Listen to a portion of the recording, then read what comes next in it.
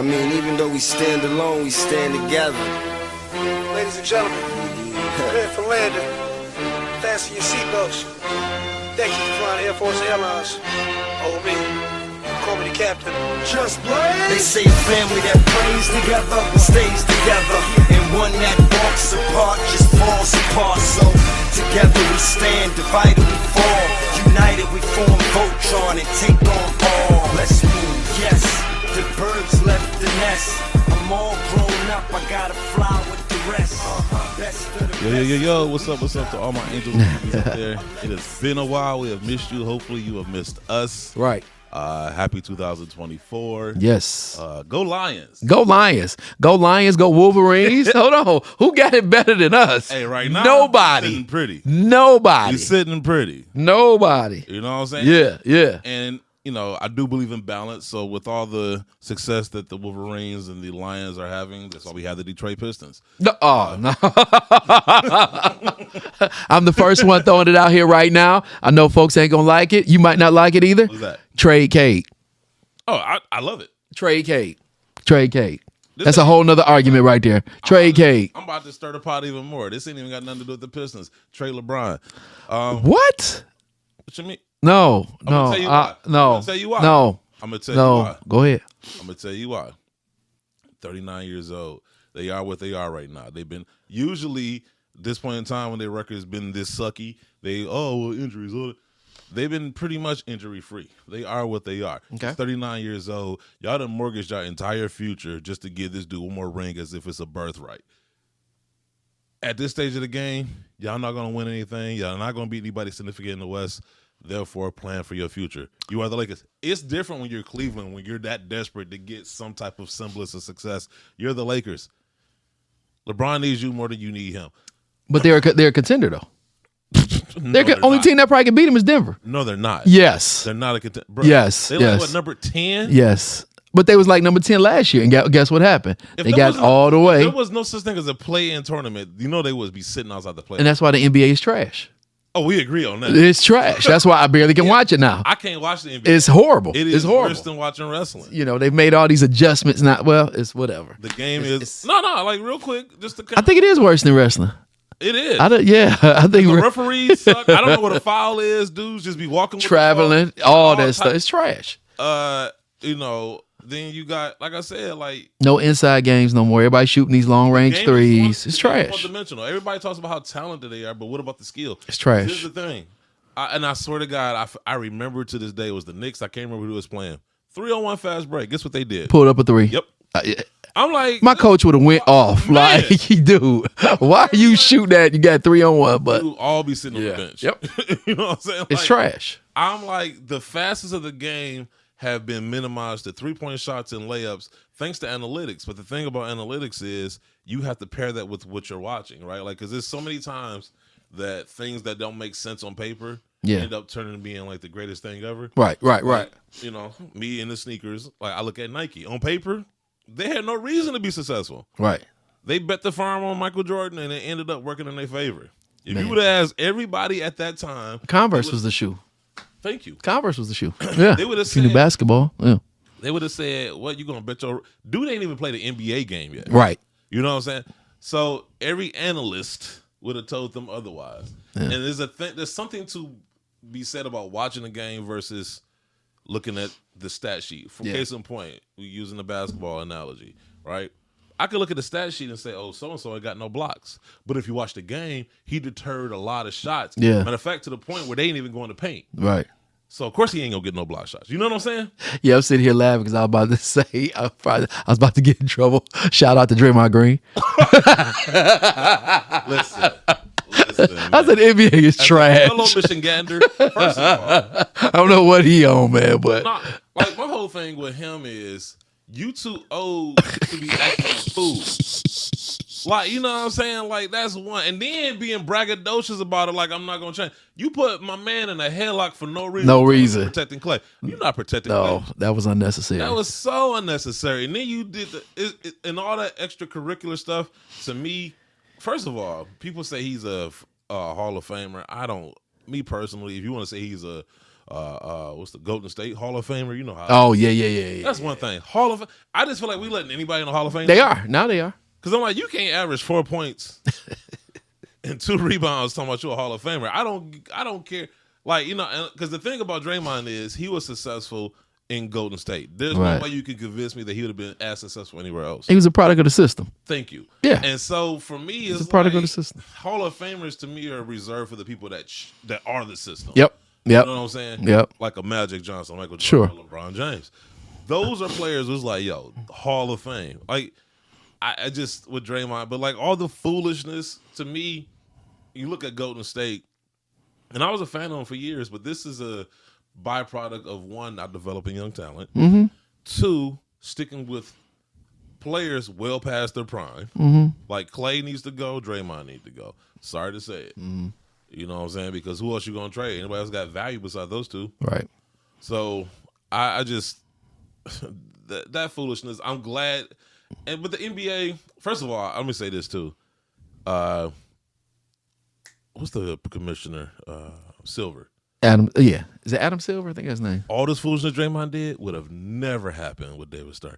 David Stern would have been like, season. Yeah. You're done. Yeah. Like David Stern. Like I just feel like the inmates are running the asylum now. Ron Artest got a bad rap.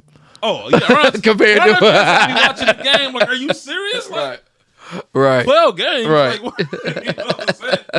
Like, I just think Adam Silver is the weakest commissioner because it's just all about players play. And I get it, the players make the money, but at the same time, you know, there's levels to this. You know, there has to be accountability.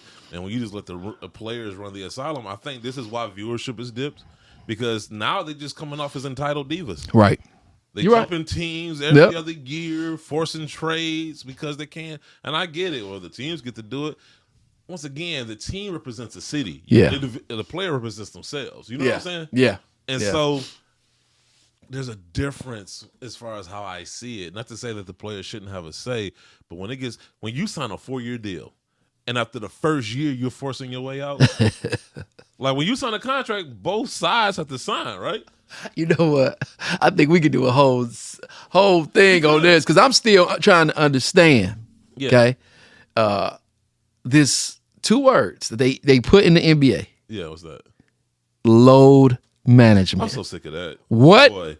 Everybody that works a job, it would be nice if you could miss some days at work and call it load management. You've been working too much. Busy season. Yeah. I'm waiting on the winter to come to work. Summertime, I'm not coming in. Oh, I'll tell you the biggest farce. I'll tell you something bigger than that. What's that? In-season tournament.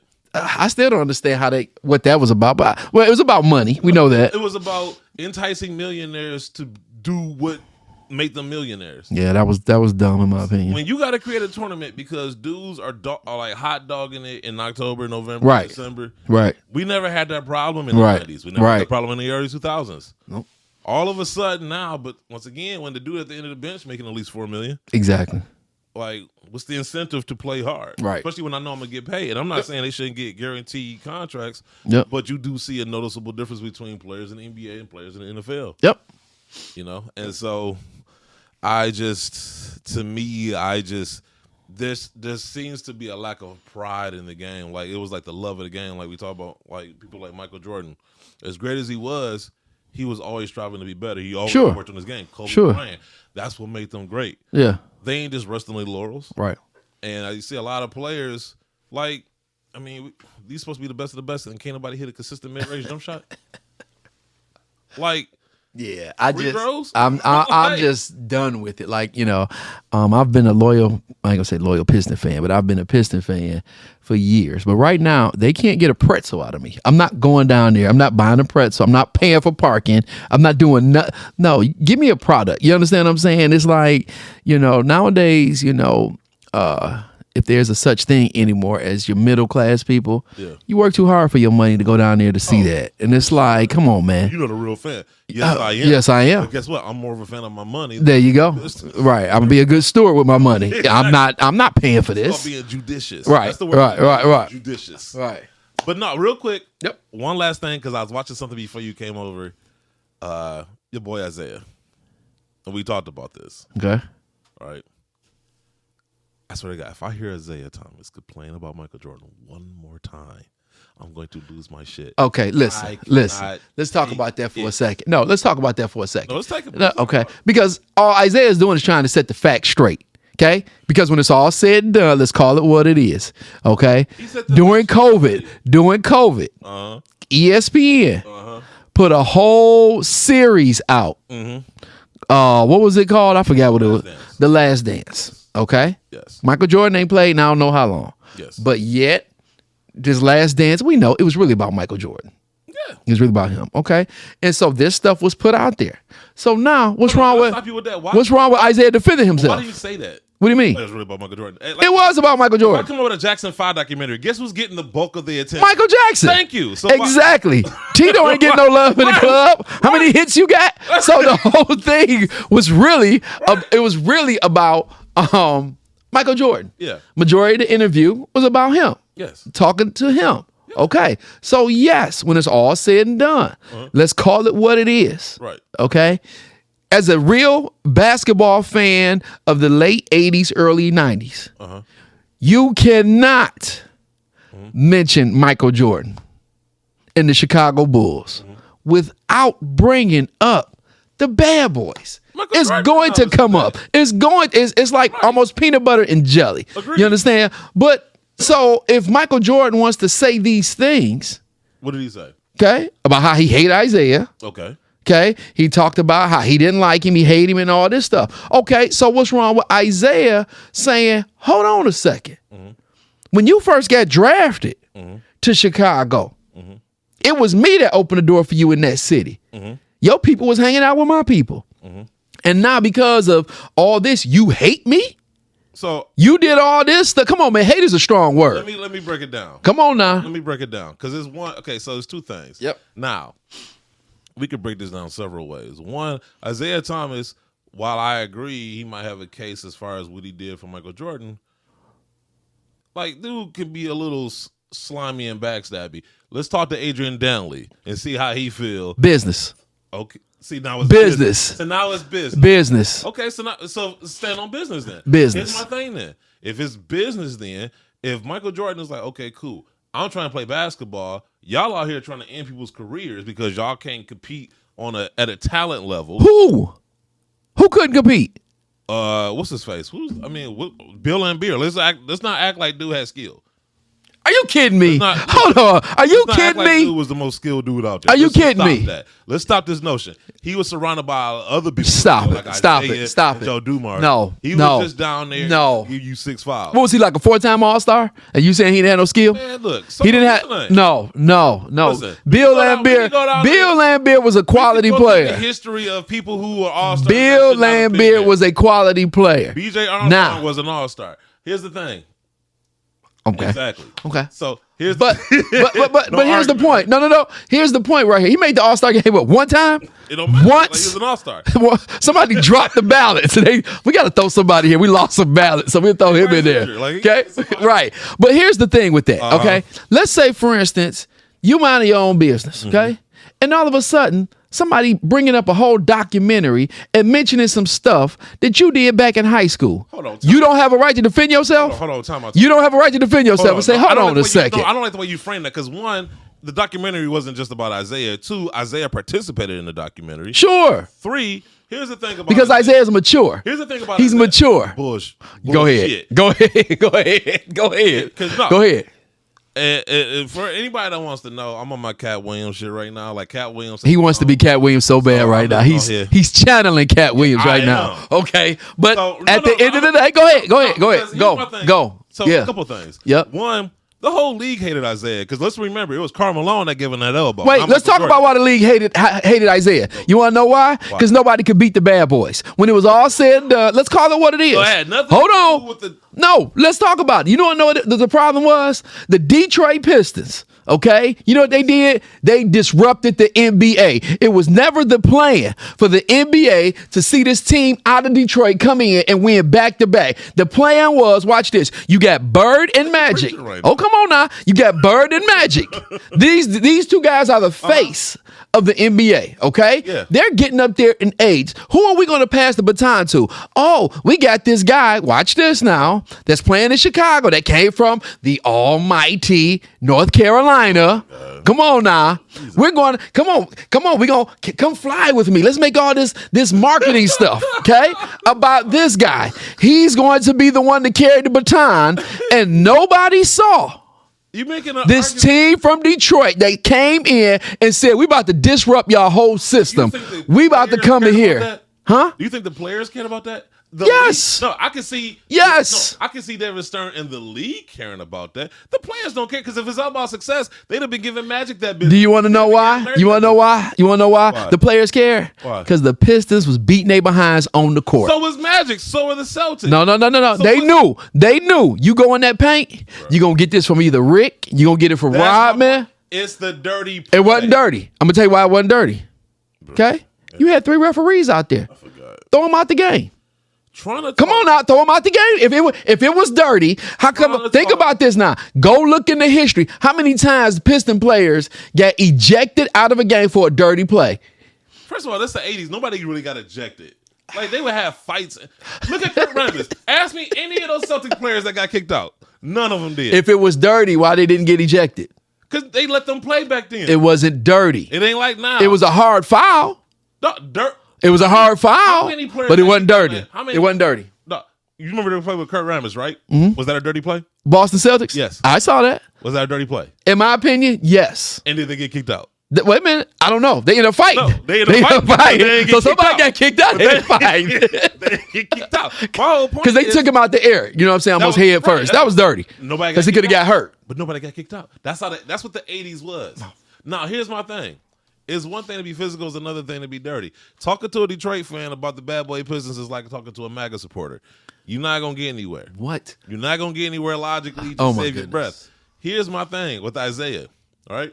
He's the only one complaining. You don't hear Bill Laimbeer, Rick Mahorn, none of them dudes like, Michael owes me an apology.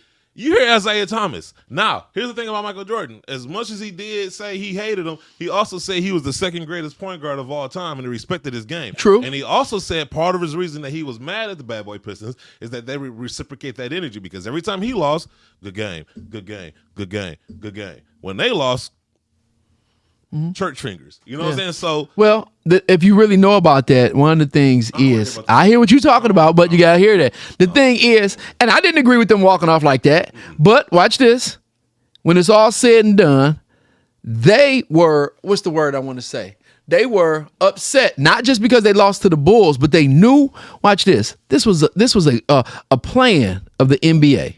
To get rid of the bad boys. No, but it was a plan. I can see if it was a 7-game series and then like a couple calls here. No, they got swept. Bro. They got beat. Don't get me wrong. They got beat. But they knew we're not just fighting these players. We're not just I'm not saying not fight. We're not just playing these players. But we also got to go against the league. The league don't want us here. No, that's called. They don't want us here. You don't think Magic got the benefit of the cause? You don't think Larry got the benefit of the cause? You don't think Isaiah got the benefit of the cause? No.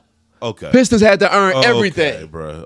They had to earn everything. I can't stand it. Like, let's be honest. Like, they had to earn it. When they was good, you know what I'm saying? They got everybody, when you a star, because say what you want to about the rest of the team, Isaiah was a star. Dude had his own shoe, Converse weapons, you know, with everybody else. Yep. So Isaiah was a star. Now, was he Michael Jordan where the league was like, yeah, we're going to ride his coattails? Of course not. Right? There's the sport of basketball, then there's the business of basketball. So, yeah, the business of basketball, of course they're going to prop up Michael Jordan.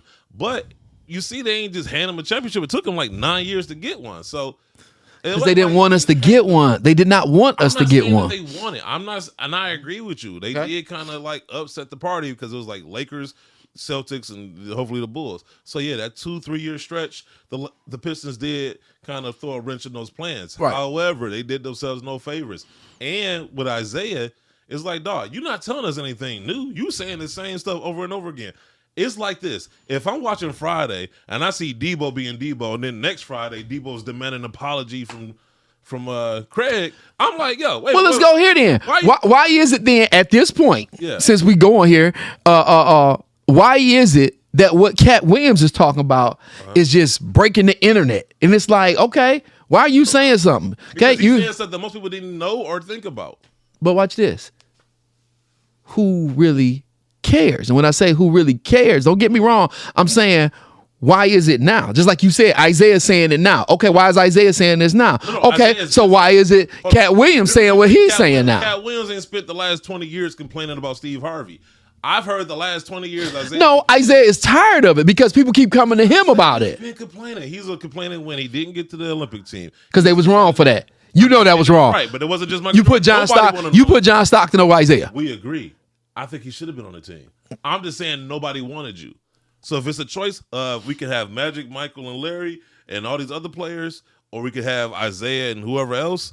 I'm going with this team. Once again, it's politics. So what's wrong with Isaiah setting the record straight? But he been set the record straight. We don't need to hear it 20 million times. So after a while, you sound like a bitter girl. No, I would say this because there's so much of a connection, even though it's just like this. Okay, and I know we go in left field, but it's like this connection. And I forgot which one it was, but they was talking about how the Batman and the Joker just had this connection. Yeah. You know what I'm saying? It's just like regardless, it's like those two, it's like a connection. Well, it's the same thing kind of with, Michael Jordan and Isaiah Thomas. Isaiah is nearly as much. Well, right now, Michael Jordan got to deal with the Scottie Pippen thing. He's talking about Scottie. Because he really ain't talking about nobody. He kind of doing his own thing. See, that's the thing. But when you come out with The Last Dance. When you're confident with who you are, you don't have to sit here and constantly talk about it. Michael ain't talking about Scottie or Isaiah. But Isaiah, watch this. He's on, what's that NBA show and stuff like that, and people going to bring it up. So if you're going to bring it up, why not talk about it? You know what you can say? What? I've already answered that. Go check him out. He could. Because He could. like I said, I like Isaiah, but you sound like a bitter ex-girlfriend at this point. He owes me an apology. You're not getting it, guy. We talking about Michael Jeffrey Jordan. Dude fought his own team. Well, what did Isaiah say? He said basically this. You said it on national TV how you hate me. Yeah. So don't sit up here and give me a phone call to say, hey, I really didn't mean that. I hate you like that. Come on now. I just saw something the other day where Isaiah was like, no, make it public. Just like you publicly to call him behind the scenes to bury the hatchet. I highly doubt. I think he did. I doubt it. I think he did at this point because at the you got to realize you're not Michael Jordan and you don't reach that level of, let's be honest, like people treat him like a god. You don't sit there and say, I really feel bad about Isaiah Thomas. No, I'm thinking maybe at 60, 65, something like that. Yo, mindset is different. It's like, dude, why we still beef over this stuff? We ain't even playing no more. From what I've heard from inner circles. Oh goodness. Dude is the pettiest. Who, Mike? Yes. I can believe that. And I'm like, that's why I don't know, dude. I believe it. I've met his son and, talked to him a couple times. Yeah. Once again, I don't know, dude, but it's like it doesn't line up with the person I've heard of. Some people do get softer as they get older, and some people, them stripes don't change. Right. And Michael Jordan just seems like all I'm saying is this. I'm not going to say I agree with it or I disagree with it, but I do feel Isaiah got every right at first to defend himself. First couple times, like back in the 90s when it was first brought up, of course, he has every reason to say, okay, this is how I feel, this is what I think about it. After 30 years, it's like, okay, bro, like we've heard it. You're not saying anything new. Michael Jordan is an asshole.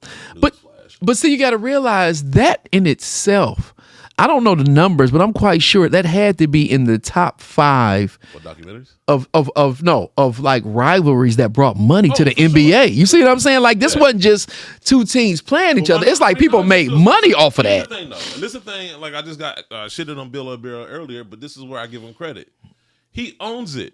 He wears Bill and Beer. Yeah, he wears that. He loves it. He wears it as a badge of honor. He loves it. You think he's looking for an apology right now? No. Nah, Bill probably ready cuss everybody out. Thank you. He don't care. Rick Mahorn don't care. Right. None of them other dudes is like, man, But Isaiah was the captain. And? He's the leader. And? Why he can't speak for the team? You spoke already.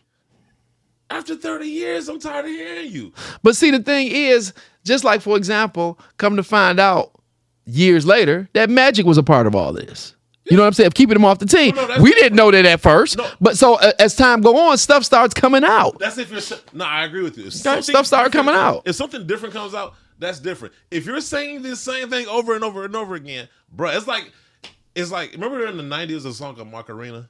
Yeah. Okay, if 30 years I kept hearing the Macarena, I want to hear another song. I'm tired of hearing the Macarena. Well, it's just like if you hear a song and then you find out what the real meaning is. Like if you might have thought it was one thing, and then it's like, oh, that changed it. That changed my mindset. We knew what it was 30 years ago. But everybody didn't. Everybody didn't. Who? Everybody didn't. Who didn't know? See, what you're tired of right now, watch this, is really social media putting it out there. I'm tired of Isaiah, because I swear to God, every interview, Michael owes me an apology, and I'm not. If they bring it up, if somebody says to him, hey, this thing with you and Michael Jordan. Listen. See, okay, when it's all said and done, let's call it. If Michael Jordan was the GOAT, who was his biggest rival? No, I say the Pistons. So that's what I say. It's like you're going to bring him up. Oh, here we go. You about to make me say it, and I don't want to say it. Have the kids cover your ears. Go ahead. Isaiah Thomas sounding like a real bitch right now. You know what? I'm sorry. Like, dog, like, real talk. Cat Williams, shout out to you. You know what? Because he is. Because it's like, dog, like, you can't go from bully to, like, I want an apology. Bruh. No. He didn't ask for an apology. Yes, he I did. saw something where he was saying that I guess, I don't know if Michael Jordan did or not. He wanted a public apology. Okay, cool. Because allegedly Michael Jordan tried to reach out to him. I highly doubt that. Because Isaiah's been known a lot too. So, once again, let it go. It happened. Nothing's going to change. Michael Jordan had plenty of time to apologize by now. He didn't. Right. Let it go. And he probably won't. Thank you. He probably won't. Let it go, Isaiah. But like you said, if people bring it up, why not allow that man to defend himself? Because it's like, what's the point of like after a while? If somebody else bringing it up, like, dude, after a while, like even Tina Turner moved on from Mike. Like, you know what I'm saying? Like Isaiah, you know what I'm saying? You had a great career, Hall of Fame career, 2 championships, probably could have got 3. Should have had 3. Yeah, should have had 3. Let it go. Let it go. Everybody else has moved on. Your own teammates don't even cry as much as you do. I don't think it's an issue of crying. I think it's the positions he's in when somebody doing an interview. I think he wants that same. He wants that same. Remember that show him and Magic did where they cried at the end? I think he wants to hug it out with Michael Jordan. I think one of those things is just like, for example, if somebody had a chance to interview Shaquille O'Neal, who do you think they're gonna bring up in that interview? Exactly. It's like it's automatic. You know Kobe's name is going to come up in the interview. But watch this. Kobe, it is what it is. He's gone. He's not with us anymore. But they're still going to bring his name up. No, they can't bring his name up. If Kobe was around. Even when he was alive, they didn't keep talking about it. It was what it was. They kind of talked about it. Dude, it was nothing else to tell. They told everything. It's just certain people. The thing is this. Well, here's the thing. The thing is this. I just believe there are certain people that's intertwined with other people. Magic will always be intertwined with Larry Bird. Larry Bird will always 100%. Be intertwined with Magic. Okay. At the end of the day, it's just certain things. Isaiah and Jordan gonna always be intertwined. But you brought up Kobe and Shaq, and that's probably the most analogous that's because there was really hatred there, and Kobe was a student of Michael Jordan, so right. Both on and off the court. So, yeah, you know what I'm saying. So when you're dealing with somebody with that type of attitude, and the Shaq, wasn't no slouch either, Hall of Famer and whatever. So, true that. For them to have the beef they had, get over it, bury the hatchet, become friends, and rest in peace to Kobe. Like Isaiah, but they intertwined. That's my whole point. They're intertwined. You're right, and it's intertwined. And like, if I'm Isaiah, look, man, we had a beef, we had a rivalry, we kicked their ass for 4 years, yada yada yada. You don't think Bill and Beard get asked the same question? No. Come on. No. Come on now. No. Bill and Beard gets I think if anything, if they was to interview Bill and Beard, they may say, "What are your feelings about the Chicago Bulls?" No, they had his feelings about what Michael Jordan said about the papers, about how the league treated him. But see, Bill would say, "I really don't care nothing about Michael Jordan. To this day, I don't like him." That's probably what Bill would say. That's what needs to say. Nah. Because they ain't like they I think no, they don't have to be friends, but I think Isaiah, even if he's trying to set the record straight, it's like set the record straight. And it's Michael Jordan. Here's the thing, because it gets to a point where, like, factually, he might be saying stuff. It still comes off as just complaining. It still sounds like you're just whining, and it's like, Isaiah, I don't want to you like this. You was a bad boy. Be a bad boy. Wear it like a badge of honor. Yes. Asking, like, if I beat your ass for 4 years, I'm not asking you for an apology. It just is what it is. We ain't got to like each other. We was never friends anyway. We ain't got to continue to be friends. Okay, that's just like this. Okay, yesterday, Buffalo Bills lost again to the Kansas City Chiefs. Oh. Okay, when the Buffalo Bills look back over their careers, yes. Say, for instance, they interviewed Josh Allen. You don't think they're going to ever bring up Kansas City Chiefs? For sure. You see what I'm saying? It's like you got certain things that's just going to be intertwined. Right. I'm not disagreeing with you on that. I'm not even saying that he shouldn't comment on a rivalry. What I'm saying is when you go to the length of he ain't just talking about the Bulls and Pistons. He's talking about him and Michael. And that's where the distinction from Sure. It's like, dog, let that personal. Because you want to know why? But see, I'm going to tell you why it became personal. Okay? I'm going to tell you when it became personal. It became personal. Okay? Here we go. Folks may not agree with me, but y'all know I'm right. Y'all got to agree. It became personal when Isaiah was left off that dream team. That's when it became personal. I feel like it was That's what the issue was. No, it was always just a beef. The issue was when it's all said and done. Okay, it is what it is. Who though? Isaiah. No, right. That was a personal individual team. Wait, time out. But there's two people in that. So, right, but at the time, no, everybody knew at the end of the day, okay, they knew Michael Jordan was one of the people that was on this dream team. Yeah. They were still selecting players. Yes. And when everybody who watched the NBA, every NBA fan, when they saw that Isaiah was left off that team, everybody said, that's because of Michael Jordan. That's when it became individual. Guess what? That's when it became, because you put Scottie Pippen on there, but not Isaiah Thomas. And guess what? You put John Stockton on there, guess what? but not Isaiah Thomas. And guess what? Record numbers watch. So as offended as everybody. No. I get you on that record numbers watch, so but you have to sit back and say. You keep talking from Isaiah's point of view, and that's why I say if you got two. Listen. You're missing it. No. Go ahead. I'll let you get your point out. If two people got beef, yes, right. No, you're missing it right off the bat. It was not a two people thing at first. I'm saying it became a two people thing when you threw the dream team in there. Because see, at first it was the Bulls and the Pistons. They didn't like each other. Okay, they didn't like each other. Yeah. Well, the original issue you talking about when you go back to the All-Star game.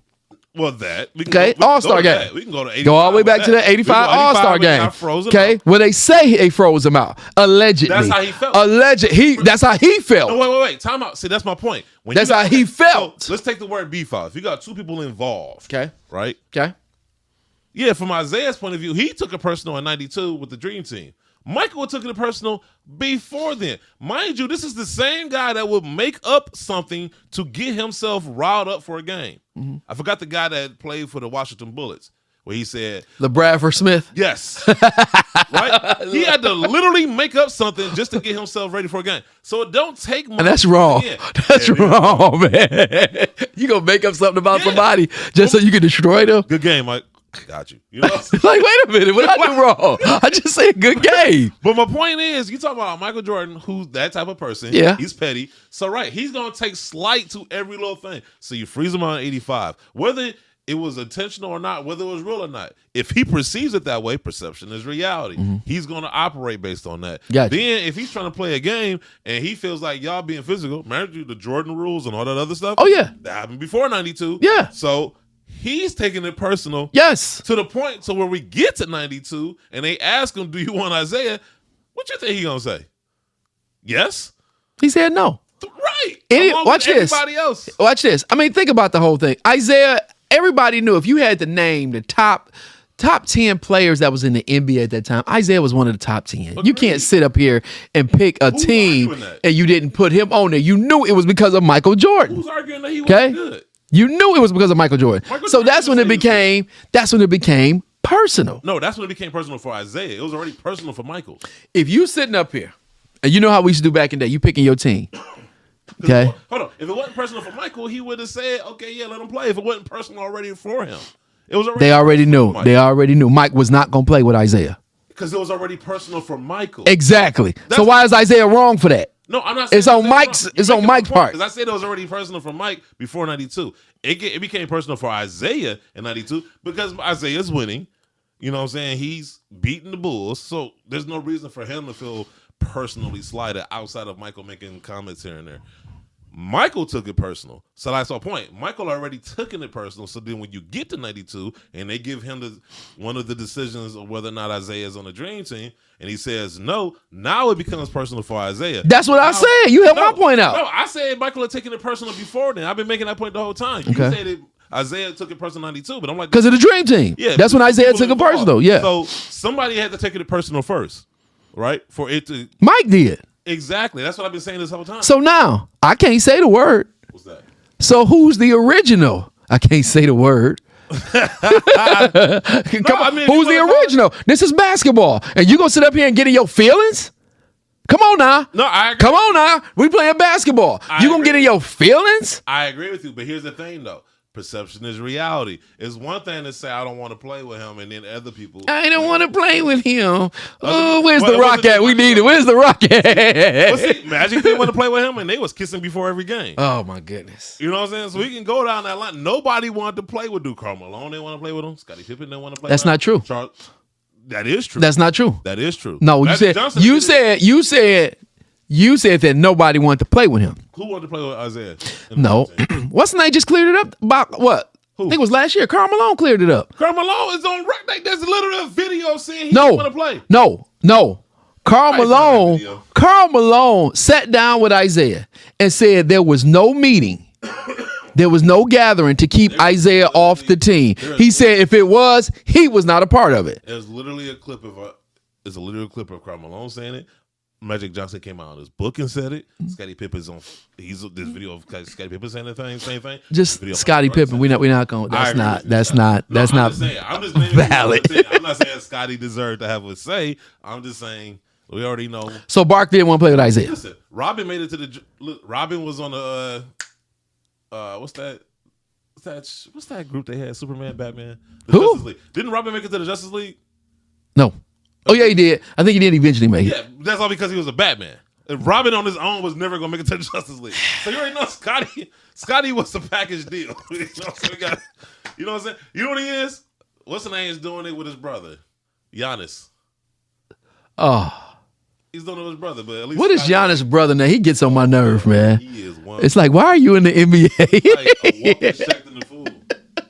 He's just Giannis' brother. Yes, that's it. That's the only reason he in the league. He's Giannis' brother. And as soon as Giannis leaves, so does he. What? They retire in the same time.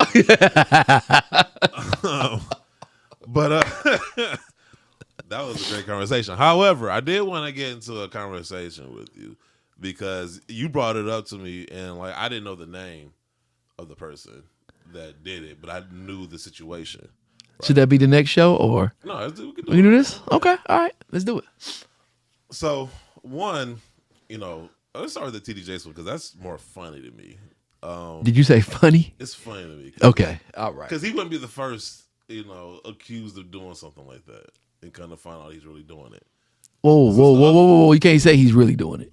No, I'm saying he wouldn't be the first. I'm not saying he is. Allegedly, I'm just saying allegedly he's being accused of being a power bottle. Like he's throwing it back. No. Okay. All right. Here we go. Here we go. I don't know. I wasn't there. Only person that can answer that is Pup Daddy. Point is,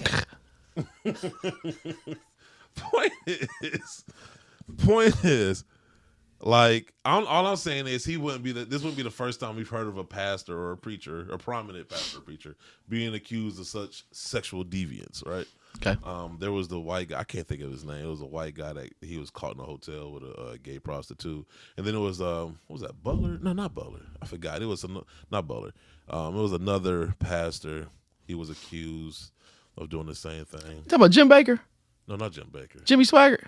No, it was a black dude. It was a black Eddie Long? Eddie Long. Oh. Yeah. So alleged.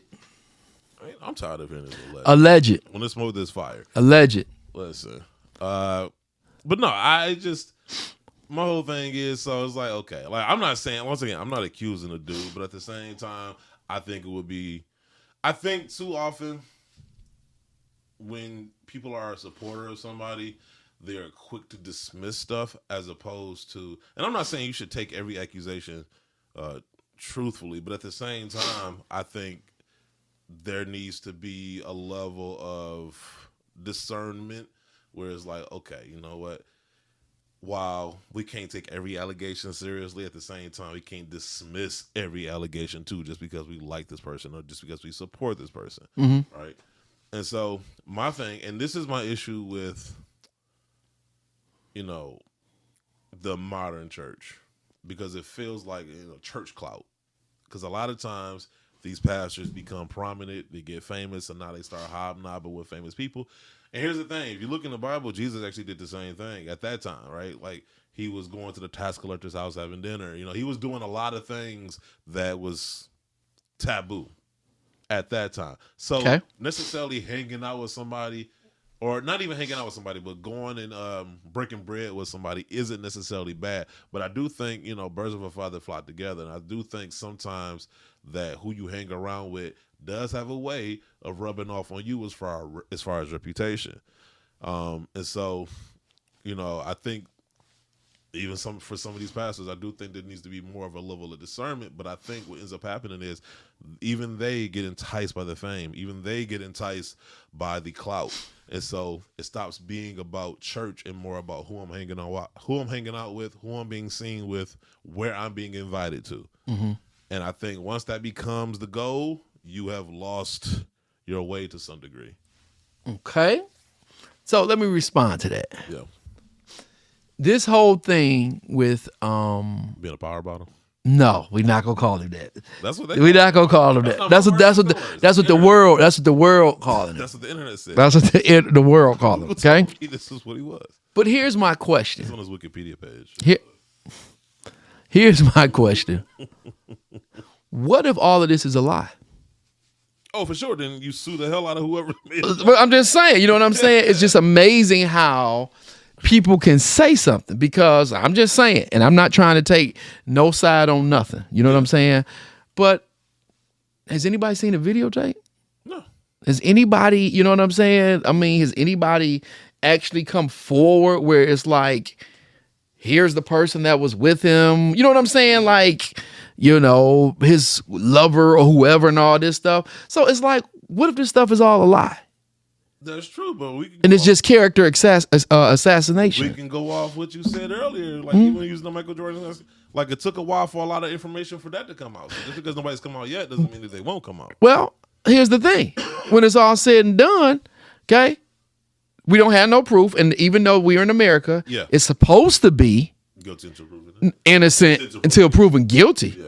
But we live in a society, you guilty until we prove you innocent. Well, that's the difference between court of opinion and court of law. And then right now, okay, this show, people could say I'm wrong for doing this show. Mm-hmm. Okay, but fuck 'em. My bad. They can say I'm wrong for doing this show, because they can say, well, that ain't a quote unquote Christian show, if you will. And when it's all said and done, look who you associated with. Yeah. So my thing is this: even though those pastors get on this certain level or the certain status, okay, I'm not gonna say they're wrong. Yeah. You know what I'm saying? Like, I'm not gonna sit up here and say, well, Bishop Jakes was wrong for associating with P. Diddy. No, because at the same time, and I'm not trying to defend nothing. Yeah. Okay. But at the same time, Diddy is still a soul. No, that part I agree with. You see what I'm saying? So what if we don't know. All we saw is one picture or whatever with them together, taking a picture. We don't know all the dynamics, and it's like you can't say, well, he's wrong for associating with P. Diddy. You know what I'm saying? You can't be, even though with Jesus, you know what I'm saying? They tried to say, well, he hung out with this and his disciples don't even do this and he over here and all that stuff. Yeah. But it's like, well, how do you actually do effective ministry if you don't come outside the church walls? 100% agree. You see what I'm saying? That's why I brought all that up earlier, But I think for me, the distinction, and you made it plain, was, okay, are you engaging with this person because you're trying to say they're so? Or are you engaging with this person because they're famous and it brings you a certain level of clout for you? There's a difference. Yeah. And I think that, because to me, it all comes down to attention. And I think that comes down for anything, right? Mm-hmm. If I'm hanging with this person because I'm trying to say they so, that's a different attention. Right. If I'm hanging out with you because I think it's going to give me more followers, it's going to bring me more popularity, it's going to up my profile, then that becomes a problem. That becomes problematic, because now you're kind of going down this path where the ends justify the means. Sure. And what they say, the road to hell is paved with good intentions. So, it gets real dicey because once you start doing things for the clout, that's why you end up with the OnlyFans. Yeah. Well, the key to it is, of course, one, maintaining the standard. True. Even though Jesus may have been around heathens and people like that or whatever, he still maintained the standard. Yeah. You see what I'm saying? Yeah. And I think that's the key. You're going to have accusers. Yeah. The Bible even said that Satan comes as the accuser of the brethren. You're going to have people that's going to accuse you. They're going to say this. The Bible even say, pray for those that, that say come up against you and have all kinds of manner of false witness against you. Yeah. You see what I'm saying? So our responsibility is to pray for those people that even though it's false, at the end of the day, it's like, how should I say this? Because I don't want to sound like I'm trying to cover up anything for Jakes or anything like that. But when it's all said and done, if he did do that, okay, that's between him and God. See, no. Now let me fix this. Hold on, let me fix this. That's between him and God. Now, here's where here's my stance on certain things. Mm-hmm. I believe in addressing stuff.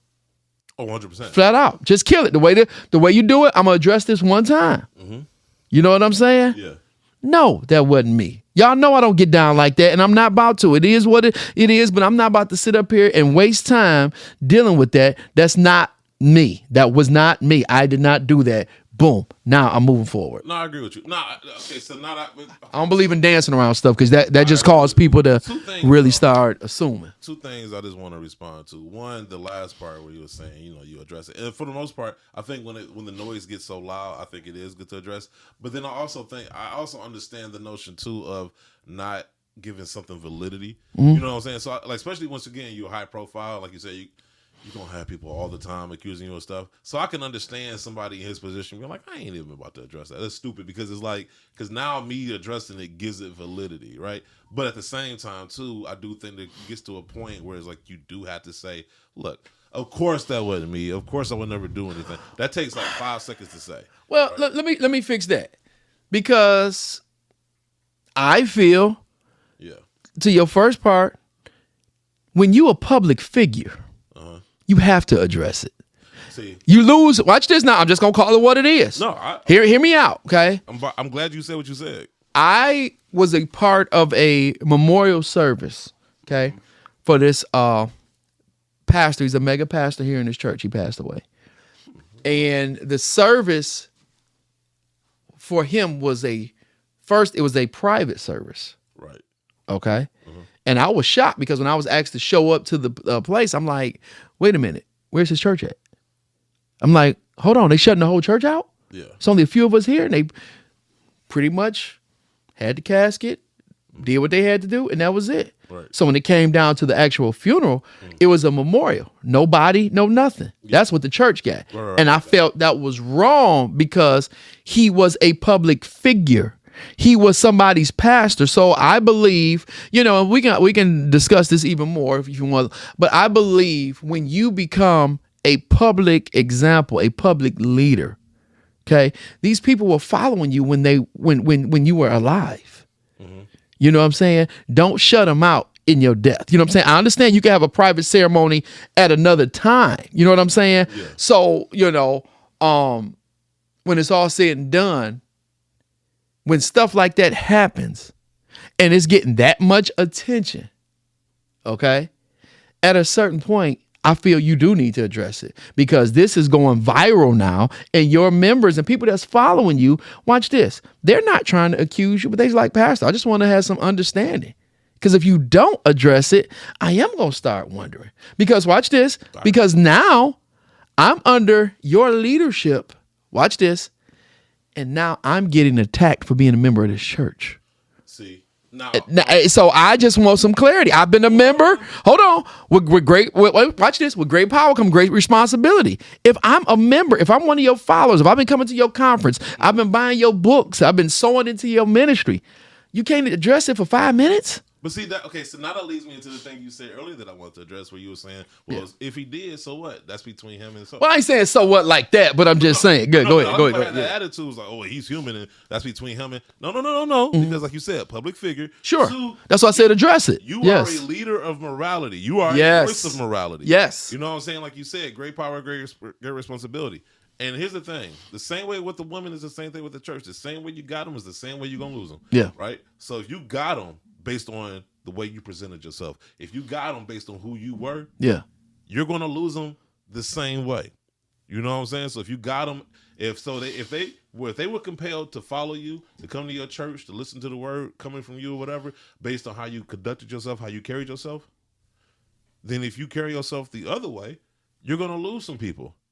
Okay. You know what I'm saying? Yeah. The same way. Well, I believe this, and this is what I teach, okay?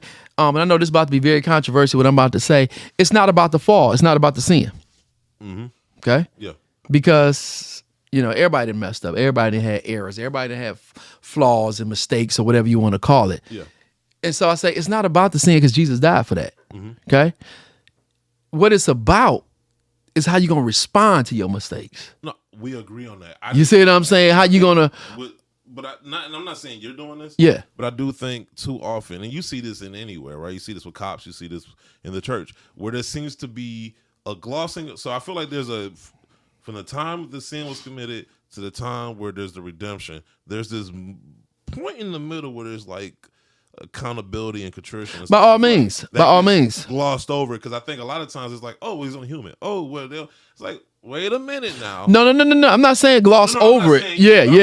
Address it, because I know some people out there had this, well, they're human. Wait a minute. You don't get to present yourself as something more than human, and then all of a sudden, sure. Human. John Stewart used to be at The Daily Show, and he had this quote that I love because I apply it to everything else. And he was talking about corporations. Mm-hmm. And he was talking about how corporations want to subsidize their losses but privatize their gains. Mm-hmm. And I always feel like, you could apply that to anything, where it's like, okay, well, we want to privatize, our failures, but then we want to like prop up our successes. Yeah. And it's like, wait a minute, no, like keep it 100, right? So. But that's the way the world is, though. No, I agree with you. Okay, go ahead. Yep. No, and I agree with you. But the world is like that. Mm-hmm. We're talking to somebody who's not supposed to be of the world, somebody who's supposed to be something different, counter to that. Yeah. Right? So if I'm in a position of leadership, if I can stand in front of you and heal the sick and do all this other stuff, when I mess up, I need to stand on business. That's the phrase now that the kids are using. And have that same energy addressing that as I do everything else. Mind you, and this is one of my pet peeves, because, I've been to a church. Mm-hmm. We both been to this church. People used to get called out to the front. Mm-hmm. And it's like, wait a minute. You know what I'm saying? Mm-hmm. If we're going to call people out for their bullshit, best believe we're going to call you out for yours. Well, let me say this, okay? And I was about to try to find the scripture, but there's a statement that David made. Uh-huh. And David said this, I acknowledge my transgression. Yeah. You see what I'm saying? Mm-hmm. And my only thing is when I make the statement about, well, what if he did do it? I'm saying, let's not, how can I say this? He's still a person. Yeah. Still a man. Mm-hmm. Still got a family. Mm-hmm. You understand what I'm saying? But at the same time, when you carry on this role as a pastor or a bishop, apostle, now you are held to a higher standard. Yeah. Okay? So yes, okay, when you're in that fivefold ministry role, you do need to address some things because you're at a higher standard. Now, when you just a lay member, somebody go to church, you know what I'm saying? Let's say, for instance, you was at church, okay? You messed up. Mm-hmm. Sure, I'm not going to say, hey, you got to go before everybody and broadcast and talk about this or whatever. No, what we have to do is help cover you and help restore you. Right. But when we're in that position, no, we need to address it. Okay? Because there's people that's following you. And sometimes folks that's following you, you'd be surprised how they're taking heat, how they're being criticized because they're following you and this is what your pastor is. So it's just like, I agree. Hey, no, my pastor addressed that. People have taken that out of context. This is what my pastor said, and I'm leaving it at that. You see what I'm saying? But when I'm not saying Jakes did duck and dodge or whatever. I'm just saying when you start ducking and dodging stuff, it's like guilty. It started looking guilty. Like prime example, okay? Yeah. When what's her name? Cassie. When she came out with that lawsuit on P. Diddy. Yeah. Okay. without him making a statement. Yeah. 24 hours later, That check. he got a check for her. Man. If that didn't make him look guilty, we didn't see no interviews, Yeah. no press conference, Agreed. no nothing. Yeah. Meaning, okay, you never addressed this. But you look guilty because you never addressed it, but you did cut her a check. So you look guilty. Yeah. But what if he would have said, I'm not paying her a dime. I didn't do that. Right. That's not, I don't get down like that. You see what I'm saying? When you start addressing stuff, then, you know, it starts closing the door. Agreed. On people's minds. So with that being said, I just believe in addressing stuff head on and dealing with it and moving forward. I just mean, for me personally, I just get really sick and tired of, oh, well, he's human. Listen, if my daughter came home with an F, I'm not trying to hear she's human. If this cop abused his authority, I'm not trying to hear he's human. I know that. You know what I'm saying? Like, okay, okay.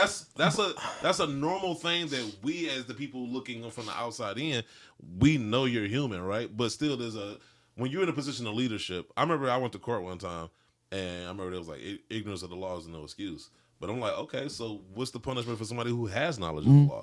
But your job is to, when you're in a position of leadership, you get judged more severely. Sure. You know what I'm saying? And that just comes with the position of being a leader, right? The good and the bad. Like, you know, back in the day, you know, using Michael Jordan, when the Bulls lost, they blame Michael. Yeah. They ain't blame John Paxson. Right. They blame Michael. Nowadays, they blame everybody but LeBron. Right. Point is, so that comes with so when the team wins, you get the credit. When the team loses, you get the blame. Sure. That's just how it goes. And that's the good and bad, pro and con of it. And I think a lot of times that, you know, I think the reason it's so highlighted for me and for a lot of people when it comes to religion, because, you know, y'all push morality so much from your own point of view, so that when your leader doesn't live up to it, all of a sudden, now let's, you know, they're human. Now all of a sudden, it's all this context and nuance to humanity and all this other stuff. It's like, wait a minute, y'all don't use that when y'all point fingers at everybody that's, you know, the drug dealer. Nobody says, well, they're human. Just, you say stop doing drugs. Y'all don't say that about the prostitute. Y'all don't say that about the gay people. Not saying y'all, but not you personally, but right. You know what I'm saying? Like, so it's like when sin is talked about outside of the church, there is no nuanced talk of where they're still human. No, that's the devil, that's this evil, blah, blah, blah. But then when somebody in the church does it, in particular position of leadership, now all of a sudden, let's bring humanity into it. And that's my issue, because it's the switching of energy, because there's a lot of righteous indignation when you're talking about somebody else. I got you. Versus when you're talking about somebody that you support or somebody or yourself. And that's my thing. And it's like, okay, like I personally, you know what I'm saying? Like, especially the way I come up, it's like I was forced to take accountability, and that's what helped me grow into the person I am. It's like, you know what? I own this stuff so much so that, like, can't anybody even use anything against me, because I'm like, y'all already know. Well, that's the thing, though. Think about how much freedom there is when you take accountability. 100%. It's nothing else to talk about. Exactly. It's like he said he did it. You know what I'm saying? It's like, okay, now everybody need to move on with their life. You know, but when you don't, it's like, this thing gonna keep going on and going on, and people gonna keep searching and stuff trying to unravel. You know what I'm saying? And it's just like, it's just best to, you know. What's the saying? The cover up is worse than the crime? Yeah, pretty much, right. Yeah, and that is so true. Because it's like, because the longer you go, people want to find out. Yeah, and they gonna start digging. Yep. Instead of just, Lord knows it is what it is. When they start digging. Well, that's the thing. And that's the scary part. You know what I'm saying? And so, and that's my thing, is like, okay, like, but going back to like, at least my thing is, I think you avoid a lot of this. I think the church has to ask itself, what is too much, right? Because I do think, to your point that you made earlier about like trying to save souls and you got to go outside the church. I 100% agree with that.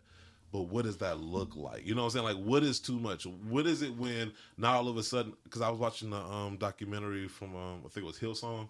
It's like this famous church in New York. Yeah. And they was hanging out with Justin Bieber and Kevin Durant and all this other stuff. And it's like, when you start like having like suites for celebrities at your church, I think that's a line being crossed. It shouldn't matter. You know what I'm saying? Like, if we're all equal in there, now I get it. You know, celebrities get their security detail and all this other stuff. However, like it feels like a basketball game now. It feels something different than church. It feels like I'm at any other place in the world where it's based on status as opposed to. How about we talk about that on the next session? Okay. That's a good one. Let's pick that up on the next session. Bet it up. Yeah. All right, so we're gonna wrap up this episode because we're like at an hour right now. But no, it was a good conversation. Yeah, that's good. Let's talk about that. We can deep dive into this further. So, matter of fact, we're gonna make this a 2-parter then. So this is part 1. I guess we're gonna call it Church Clout. Church Clout. Church Clout. So this is part 1 of Church Clout. Anything else you want to add to it? I'm good. I'm ready for the next one. All right, bet. So I'm just gonna end it with Go Lions, and I need y'all to win these next 2 because that's $12,000. Oh my goodness! So I got a parlay on those. Not because you from Detroit, it's just because you got money on it. No, I mean from Detroit too. Like I will say this real quick. I honestly only teams I would root for. Well, teams I root for regardless is the Wolverines. That's the only team I will. Oh, for sure. Go blue. Now, teams that I would root for once they've proven to me that they, got their shit straight, can be successful. Lions, Tigers.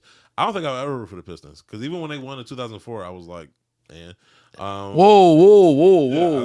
I'm being honest. Whoa. I'm being honest. I've never been a Pistons fan. I just never. I can acknowledge they were good. I don't care. I went to the parade wearing a Kobe Bryant jersey. Like, I didn't care. And I dared somebody to do something. So you was excited about the brawl. You was over at my house, wasn't you? Yeah, I was at the Boston. I remember that. So you hey, you was my witness. You was my alibi. I was at Terry's. I had nothing to do with that. That was him that threw the cup, y'all. Man. He wasn't at my house. No, I'm just playing. I was at Terry's. Nah, he was at my house. He didn't start it. Man, but no, I've never been a Pistons fan. Like I will root for every other team. I don't know what it is. The Pistons, I just never. Because you were such a Michael Jordan fan. That was your problem. Was it that? Yes. Is it? I don't know. Like, I can acknowledge they were great. They were good. Like, you know what I'm saying? I wouldn't root against them. I just wouldn't. I'm indifferent, I guess. Let's go to the game this week. We probably get some good seats. Courtside. Good parking, too. Hey, coach, put me in. You ain't got nobody else. You might do it if I got a jersey on. Yeah, we're going to lose it. What's the worst that can happen? Hey, you might fuck around away. Oh, goodness. But anyway, my bad. Anyway, I don't know what episode this is, but this is part 1 of Church Clout. I'm the Pagan. He's the pastor. We'll see you guys next time. I don't know.